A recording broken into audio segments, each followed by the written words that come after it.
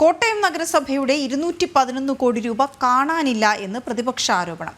Check മുഖേന വരവ് രേഖപ്പെടുത്തിയ പണം നഗരസഭയുടെ ബാങ്ക് അക്കൗണ്ടുകളിൽ എത്തിയിട്ടില്ല എന്നാണ് ആരോപണം ഉയർന്നിരിക്കുന്നത്. സംഭവം അന്വേഷിച്ച് മറുപടി നൽകാൻ സെക്രട്ടറിയോട് ആവശ്യപ്പെട്ടതായി നഗരസഭാ അധ്യക്ഷ പറഞ്ഞു. കോട്ടയം നഗരസഭയുടെ ബാങ്ക് അക്കൗണ്ടുകളിലെ റീകൺസിലിയേഷൻ രേഖകൾ പരിശോധിച്ചതിൽ ചെക്ക് മുഖേന വരവ് രേഖപ്പെടുത്തിയിട്ടുള്ള തുക കാണാനില്ലെന്ന് പ്രതിപക്ഷ നേതാവ് അഡ്വക്കേറ്റ് ഷീജ അനിൽ നഗരസഭാ കൗൺസിൽ യോഗത്തിലാണ് ആരോപണം ഉന്നയിച്ചത്. 7 ബാങ്ക് അക്കൗണ്ടുകളിൽ നഗരസഭാ രേഖകൾ പ്രകാരം കാണേണ്ട പണം നിലവിലില്ലെന്ന് മുനിസിപ്പൽ ഡയറക്ടറേറ്റ് വിജിലൻസിന്റെ പരിശോധനയിൽ കണ്ടെത്തിയെന്നാണ് പ്രതിപക്ഷ ആരോപണം. നഗരസഭയിൽ 211 കോടി രൂപയുടെ ചെക്ക് വിവരം രേഖപ്പെടുത്തിയിട്ടുണ്ട്.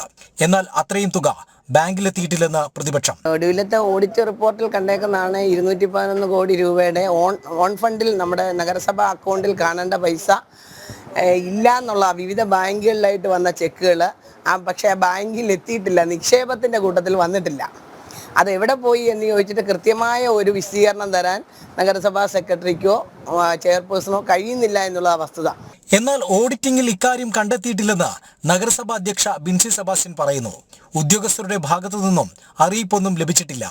ആരോപണം അന്വേഷിക്കാൻ നഗരസഭാ സെക്രട്ടറിയോട് ആവശ്യപ്പെട്ടതായും ചെയർപേഴ്സൺ വ്യക്തമാക്കി. ഇതിനെപ്പറ്റി ഉദ്യോഗസ്ഥ തലത്തിലോ ഓഡിറ്റ് തലത്തിലോ എനിക്ക് ഇതുവരെയും ഒരു വിവരവും ലഭിച്ചിട്ടില്ല.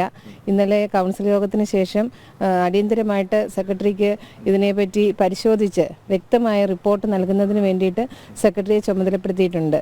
നഗരസഭയിലെ പെൻഷൻ ഫണ്ടിൽ നിന്നും 3.5 കോടിയോളം രൂപ മുൻ ജീവനക്കാരൻ തട്ടിയെടുത്തതിന്റെ അന്വേഷണം നടക്കുന്നതിനിടെയാണ് പുതിയ ആരോപണം. ജനം, കോട്ടയം.